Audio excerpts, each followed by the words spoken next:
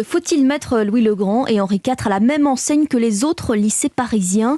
Dès septembre, dans ces deux établissements, terminée la traditionnelle sélection sur dossier. Place à l'algorithme du logiciel Affelnet. C'est le nom de cette procédure informatisée qui répartit les futurs lycéens de la capitale. Une réforme qui a déjà favorisé l'arrivée d'élèves boursiers dans des établissements renommés. En un an, plus 5% au lycée Charlemagne, plus 3% dans les classes de Condorcet selon le rectorat. Bonjour Céline Géraud. Bonjour. Vous êtes la chef du service Société d'Europe 1. Céline, ce changement de règles pour Louis-le-Grand et Henri IV, c'est une petite révolution dans le monde de l'éducation et surtout la fin d'une tradition. Effectivement, jusque-là, pour intégrer ces deux célèbres lycées, il fallait monter un dossier très solide. 2000 candidatures pour 300 places, mais 300 élèves issus de 150 collèges différents et dans toute la France. Alors pourquoi casser cette exception ?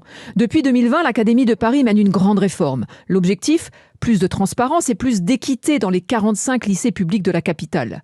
Pour y arriver, ce logiciel Affelnet fait le tri en se basant sur la proximité géographique, les spécialités cochées par l'élève, mais aussi un indice de position sociale qui prend en compte les catégories socio-professionnelles des parents.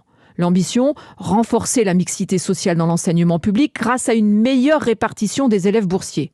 Actuellement, il est de l'ordre de 9% à Louis-le-Grand et à Henri IV, contre 24% pour l'ensemble de l'académie. Mais pour les élèves, les professeurs, les parents d'élèves, l'éducation nationale se trompe de combat en s'attaquant à des siècles d'excellence. La riposte s'organise à suivre. Céline Géraud, alors justement, cette riposte, elle est menée entre autres par l'essayiste et président de l'Institut Sapiens, Olivier Babot.